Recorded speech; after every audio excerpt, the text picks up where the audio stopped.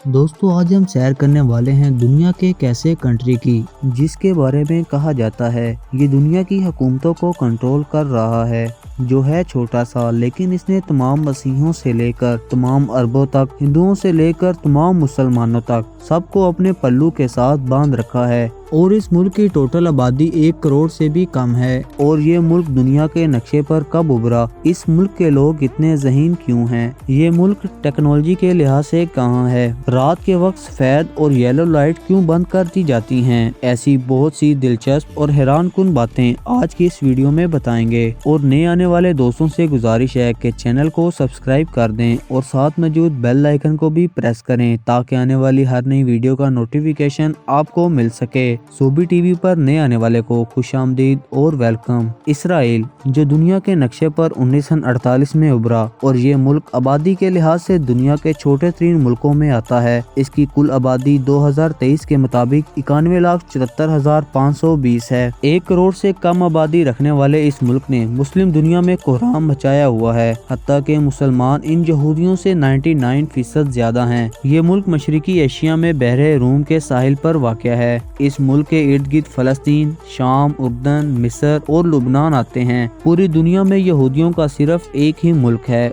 और वो है इसराइल। इसराइल की कौमी जुबान इब्रानी है। इसराइल की एक कहावत बहुत मशहूर है जिसका मतलब है कि गलत बात को कभी बर्दाश्त ना करें और अगर कोई करता है तो इसे फौरन जवाब दिया जाए, चाहे वो कितना ही अजीज क्यों ना हो। दुनिया की एक रिपोर्ट के मुताबिक इसराइली लोग सबसे ज्यादा रिस्क लेते हैं और कामयाब भी होते हैं। इसराइल के लोग अपने मुल्क से बेइंतहा प्यार करते हैं। अगर इस कौम को एक कौम का नाम दिया जाए तो गलत नहीं होगा। ये कौम अपने मुल्क को बहुत ज्यादा सपोर्ट करती है। इसराइल यहूदियों का तारीखी वतन है। इस खित्ते में गड़ी हुई हैं यरूशलेम, खास तौर पर मगरिबी दीवार और एक अहम मजहबी मुकाम है। यरूशलेम ईसाइयों के लिए एक मकदस शहर भी है जिसमें चर्च ऑफ होली सेपल्चर जैसी जगह हैं जिनके बारे में ख्याल किया जाता है कि ये जासूसी के मसलूब होने और जी उठने की जगह है। इस्लाम यरूशलेम को मक्का और मदीना के बाद तीसरा मकदस तरीन शहर मानता है। चट्टान का गुम्बद और मस्जिद अक्सा टेम्पल माउंट पर नुमाया इस्लामी निशानात हैं। और अगर इसराइल की तारीख पर नजर दुराई जाए तो इसराइल की तारीख कदीम ज़माने से मिलती है। बाइबल की दास्तान इब्राहिम से बनी इसराइल की इब्तदा का पता देती है जिसे यहूदी लोगों का सरपरस्त समझा जाता है। मूसा ने बनी इसराइल को मिस्र की गुलामी से निकाला और इन्हें कवा सीना पर 10 अहकाम मिले। बनी इसराइल कनान की सरजमीन में आबाद हुए और मुख्तलिफ कबाइल ने 1000 कबल मसीह के आसपास इसराइल की सल्तनत कायम की। इस दौर में दाऊद और सुलेमान काबिल जिक्र बादशाह थे। सुलेमान के दौरे हुकूमत के बाद सल्तनत इसराइल शमाल और जनूब में तकसीम हो गई। दोनों रियासतों को तनाज़ात और हमलों का सामना करना पड़ा। ऐश्वरियों ने 722 कबल मसीह में शुमाली सल्तनत को फतह किया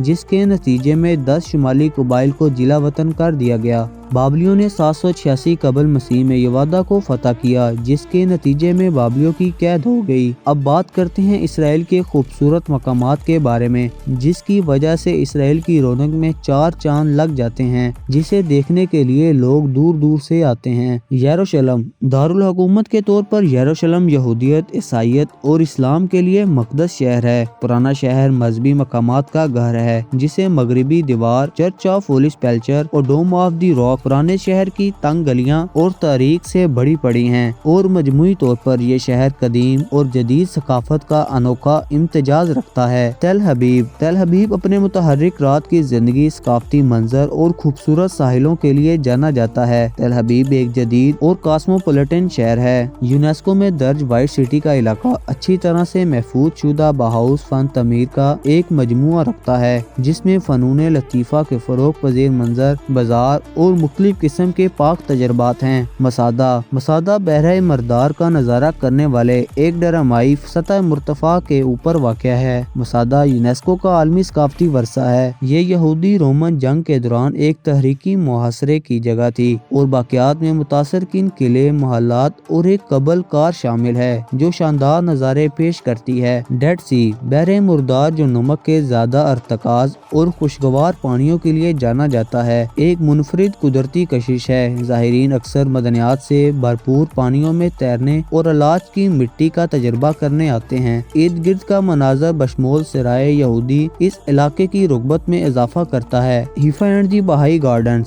حیفا ایک دلکش، خلیج اور شاندار بہائی باغات والا شہر ہے۔ بہائی ورلڈ سینٹر جو یونیسکو کے عالمی ثقافتی ورثے کی جگہ ہے، میں باپ کے مزار تک جانے والی چھت کے باغات بھی شامل ہیں۔ باغات کا نظارہ حیفا اور بحر روم کا ایک خوبصورت منظر فراہم کرتا ہے۔ یہ منزلیں اسرائیل کی پیشکش کی صرف ایک حصے کی نمائندگی کرتی ہیں۔ یہ ملک دیگر قابل ذکر مقامات جیسے بحر گلیلی، نصرت، سرائے نیگیو اور گولان کی بلندیوں کا گھر بھی ہے۔ ہر ایک اپنی منفرد کشش کے ساتھ جانا جاتا ہے۔ لینگویج، عبرانی اور عربی سرکاری زبانیں ہیں، جبکہ انگریزی بڑے پیمانے پر بولی جاتی ہے، خاص طور پر سیاحتی علاقوں میں۔ وائن اینڈ فوڈز۔ اسرائیل میں شراب کی صنعت تیزی سے بڑھ رہی ہے اور کھانے کے دورے روایتی اور جدید اسرائیلی کھانوں کا مرکب تلاش کر سکتے ہیں۔ اسرائیل کی بحر روم کی ساحلی پٹی پر یائٹنگ اور پانی پر مبنی سرگرمیوں کے موقع فراہم کرتی ہے۔ اسرائیل بنیادی طور پر یہودیوں پر مشتمل ہے، جس میں نمایاں مسلم، عیسائی اور ڈروز کمیونٹیز آباد ہیں۔ معیشت۔ اسرائیل کے پاس جدت طرازی اور ہائی ٹیک صنعتوں پر توجہ کے ساتھ تکنیکی طور پر ترقی یافتہ اور متنوع معیشت بھی موجود ہے،